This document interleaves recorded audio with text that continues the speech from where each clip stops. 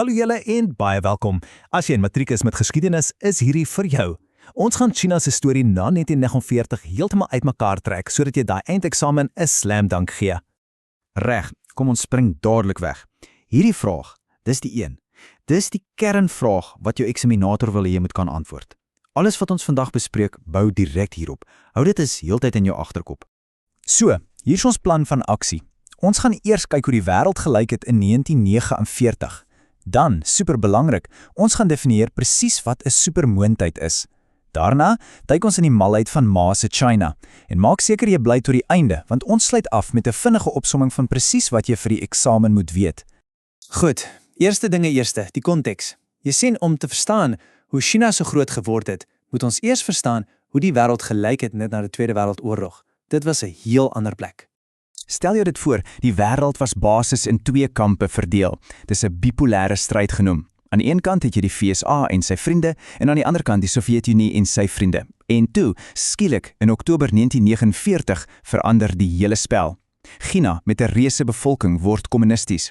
Skielik is daar 'n massiewe nuwe speler op die veld en almal is geskok. Nou voordat ons kan sê of China een geword het, moet ons weet wat die woord supermoondtyd in daardie tyd beteken het. Hierdie is 'n sleutelkonsep, veral vir jou opstelle. So luister mooi. In kort, 'n supermoondtyd het 4 dinge gehad. Nommer 1, 'n kragtige idee om te verkoop, soos kapitalisme of kommunisme. 2, 'n klomp ander lande wat na jou opkyk, jou invloedssfeer. 3, 'n massiewe weermag en sterk bondgenote. En 4, 'n sterk ekonomie om dit alles te kon bekostig. En hier is hulle, die twee groot reuse van daardie tyd. Aan die een kant, die VSA se span, wat demokrasie en vrye markte voorgestaan het, en aan die ander kant, die Sowjetunie se span, wat geglo het in 'n wêreldwye kommunistiese revolusie. Dis die maatstaf. Dis teen hulle wat ons China se groei gaan meet. Goed, so hoe het China dan probeer om homself op die kaart te sit?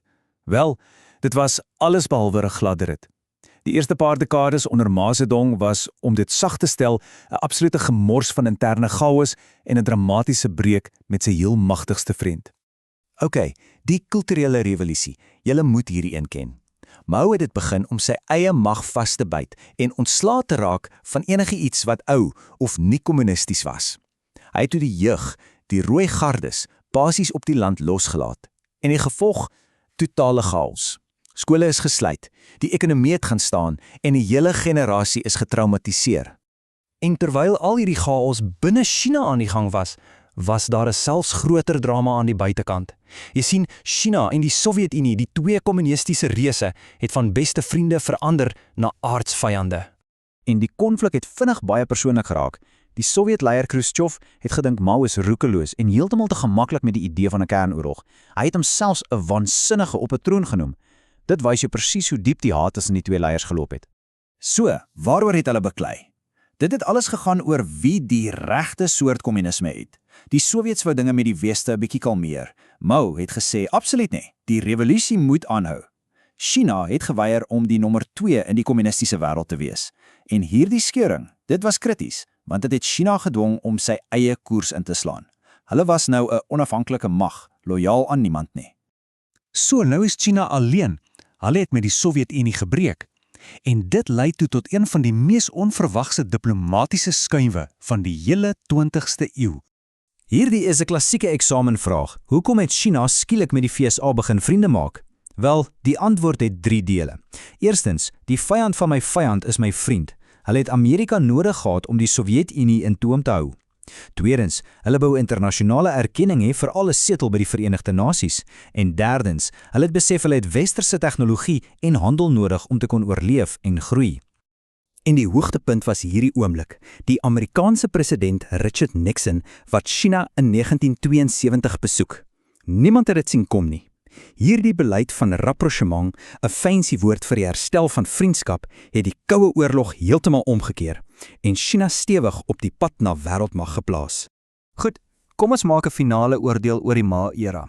Die groot vraag is, toe Ma in 1976 dood is, was China toe al 'n supermoondtyd, volgens ons definisie? As ons na ons telkaart kyk, sien ons 'n gemengde prentjie. Ideologies, wel Maoïsme was gewild onder 'n paar rebelle, maar dit het nooit regtig wêreldwyd posgevat nie. Militêr, 'n reuse weermag, ja, maar met tegnologie wat hopeloos verouderd was. En ekonomies, 'n totale ramp na die kulturele revolusie. So, die finale antwoord?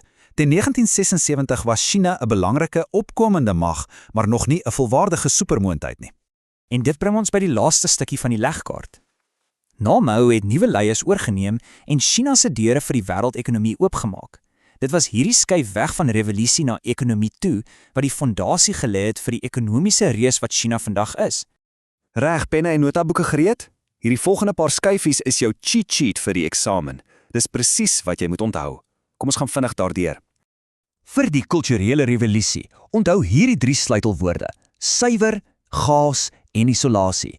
Dit was Ma se plan om sy mag te behou, maar dit het China amper vernietig. Vir buitelandse verhoudings onthou die groot skuwe met die Sowjetunie van vriende na vyande, met die FSA van vyande na vriende. Die sleutelpunt is dat China baie slim die 2 supermoondhede se stryd tot sy eie voordeel gebruik. En laastens, China se bure. Hier het China sy spiere begin bult.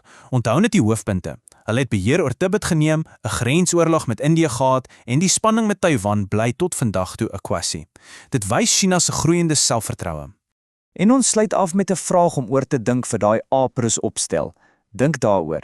Met al die chaos, die armoede en die isolasie, was China se uiteindelike sukses bestem om te gebeur? Of was dit net die gevolg van spesifieke keuses op spesifieke tye? Dis die soort kritiese denke wat jou sal laat uitstaan. Baie sterkte met die voorbereiding.